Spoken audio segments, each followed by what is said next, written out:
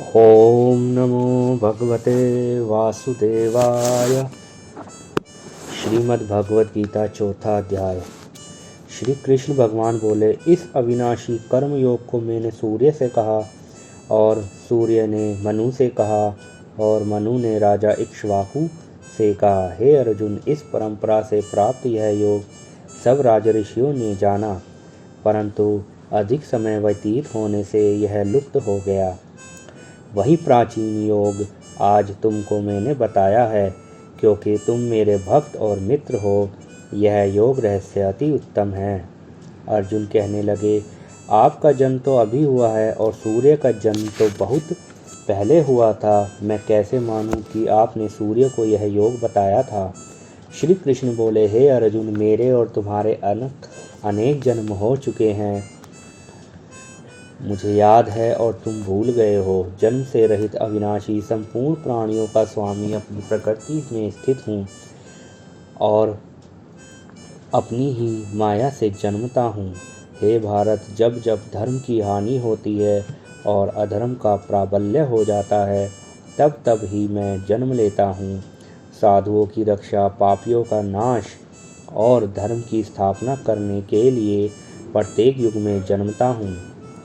जो मेरे इस अलौकिक जन्म और कर्म को तत्व से जानता है, वह मृत्यु होने पर भी फिर जन्म नहीं लेता, मुझ में लीन हो जाता है।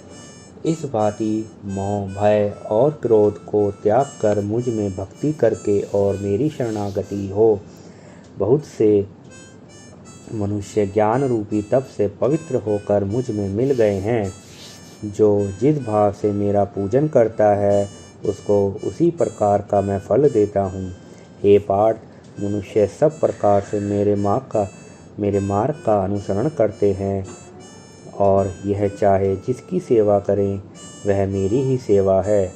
मनुष्य लोक में कर्म सिद्धि की इच्छा करने वाले देवताओं को पूजन करते हैं, और क्योंकि इस लोक में कर्म की सिद्धि शीघ्र होती है, मैंने चारों वर्णों की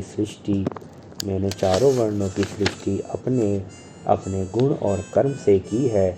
सृष्टि का कर्ता मैं हूँ, तथापि मुझे अकर्ता अविनाशी जानो। कर्म मुझको वृद्ध नहीं कर सकते, तथापि कर्म फल में मेरी कामना नहीं है। इस प्रकार जो मुझको पहचानता है, वह कर्मों के बंधन में नहीं पड़ता। अतएव पूर्व पुरुषों के लिए द्वारा किए गए कर्म को तू भी कर।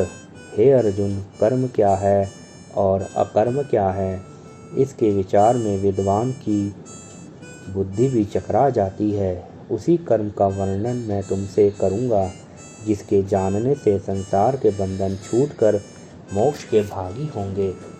कर्म, विकर्म, अकर्म तीनों का जानना आवश्यक है, क्योंकि कर्म की गति गंभीर है। हे अर्जुन, जो कर्म करने की कामना नहीं रखता है और जिसके समस्त कर्म ज्ञान रूपी अग्नि से भस्म निर्मल हो गए हैं, उसको पंडित कहते हैं। जो कर्म फल की इच्छा छोड़कर करता है और उनमें आसक्ति भी नहीं रखता है और निराश्रय ही संतुष्ट रहता है, ऐसा मनुष्य कर्मों में घिरा रहने पर भी मानो कुछ नहीं करता है। दैव योग से जो कुछ मिल जाए उसी पर संतुष्ट रहता है। जो हर्ष, शोक आदि द्वंद्वों से मुक्त है और किसी से ईर्ष्या नहीं करता, कर्म की सिद्धि और या असिद्धि में भेद नहीं समझता, वह कर्म करता हुआ भी उसमें नहीं बंधता है। जो फल की इच्छा नहीं रखता, वह वासना से दूर हो गया है। ज्ञान में जिसका मन अचल है और जो यज्ञ के कर्म करता है, वे सब कर्म लुप्त हो जाते हैं। हवन करने का पदार्थ भी ब्रह्म है, आहुति देने वाला भी ब्रह्म है। इस प्रकार जिसकी बुद्धि में सब कर्म ज्ञानमय हैं, उसी को ब्रह्म प्राप्त होता है। कोई कोई कर्मयोगी देवताओं की पूजा करते हैं और ज्ञान योगी ब्रह्म रूप अग्नि में यज्ञ रूप से हवन कर परमात्मा का भजन करते हैं। कोई ऐसे हैं जो अपनी इंद्रियों को और कर्मों को संयम रूप से अग्नि में होम देते हैं और कितने ही इंद्रिय रूप अग्नि में इंद्रियों के रूप, शब्द आदि विषयों का होम देते हैं। कितने ही लोग इंद्रियों के सब कर्मों को, प्राणियों के कर्मों को आत्मज्ञान से प्रज्वलित संयम रूप अग्नि में होम देते हैं। कोई तो द्रव्य यज्ञ करते हैं, कोई तप यज्ञ करते हैं, कोई योग यज्ञ, कोई स्वाध्याय और कोई ज्ञान रूपी यज्ञ करते हैं, और कोई प्राणायाम में तत्पर रहने वाले योगी प्राण और अपान वायु में प्राण को रोकते हैं और प्राण वायु में अपान वायु का लय करते हैं। कोई आहार का निरंतर कम करके प्राण को होमते हैं। वे यज्ञवेत्ता हैं और यज्ञ ही से इन सब के पाप नाश हो जाते हैं। जो यज्ञ में बचे हुए अमृत रूप अन्न को खाते हैं वे सनातन ब्रह्म को प्राप्त होते हैं। हे अर्जुन, जो यज्ञ नहीं करते उनको यह लोक और परलोक दोनों ही नहीं है। इस प्रकार से बहुत से यज्ञ वेद में विस्तार सहित वर्णित है। इन सबको कर्म से उत्पन्न हुए जानो। हे परंतप, द्रव्यमय यज्ञ से ज्ञान यज्ञ उत्तम है। हे पार्थ, फल सहित सब कर्म ज्ञान में समाप्त हो जाते हैं। सो उस ज्ञान यज्ञ को तत्वदर्शी और ज्ञानी लोग तुमको उपदेश करेंगे।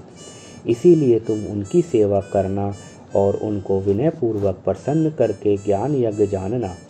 इस ज्ञान का लाभ प्राप्त करके तुमको ऐसा मोह फिर नहीं होगा। इसी ज्ञान से समस्त प्राणियों का तुम अपने में और मुझ में देखोगे।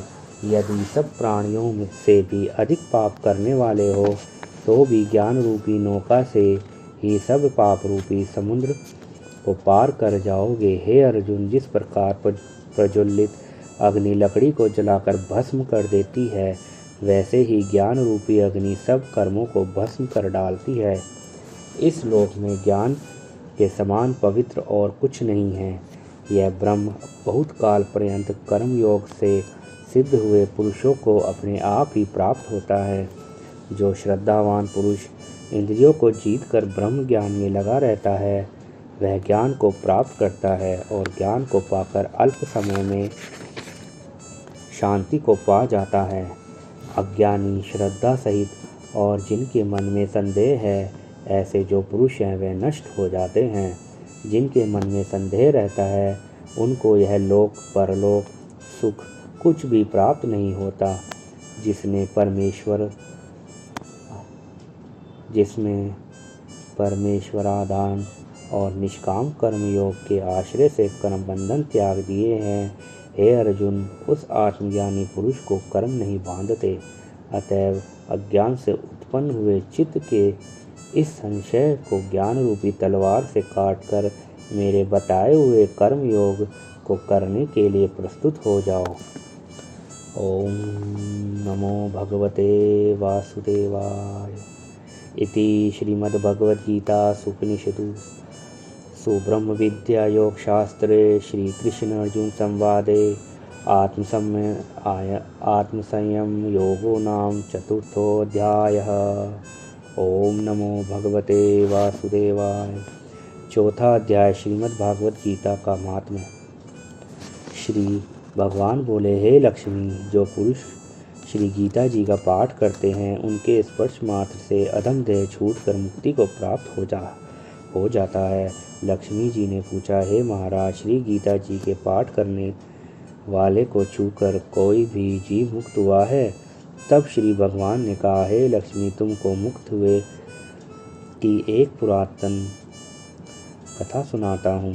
भागीरथी गंगा जी के तट पर एक काशीपुरी नगर है। वहाँ एक वैष्णवी श्री गीता जी के चौथे अध्याय का पाठ किया करता था। एक दिन वह साधु वन में गया। वहाँ बेरियों के 2 वृक्ष थे, उनकी बड़ी छाया थी। वह साधु वहाँ बैठ गया और बैठते ही उसको निद्रा आ गई। एक बेरी से उसके पाँव लगे और दूसरे के साथ सिर लग गया।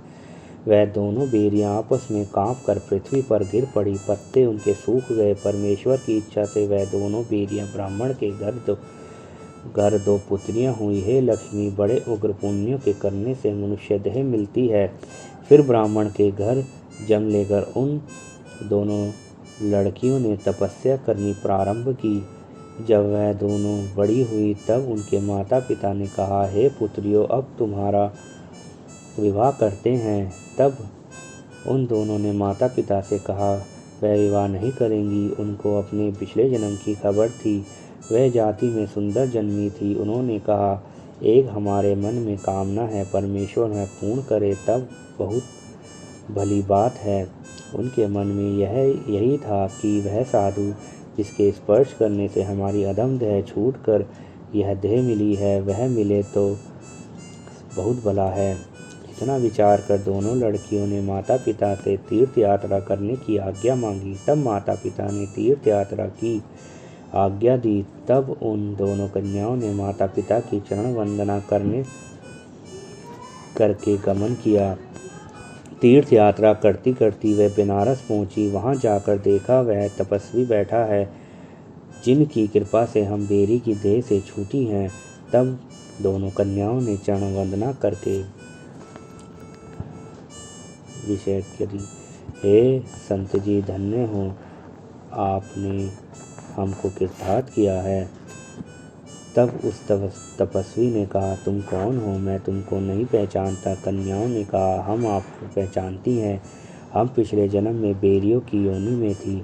तब एक दिन वन में आए, तुमको बहुत धूप लगी थी। तब बेरियों की छाया तले आ बैठे। लंबा सन होने से एक बेरी आपके चरण लगे, दूसरी के सिर लगा।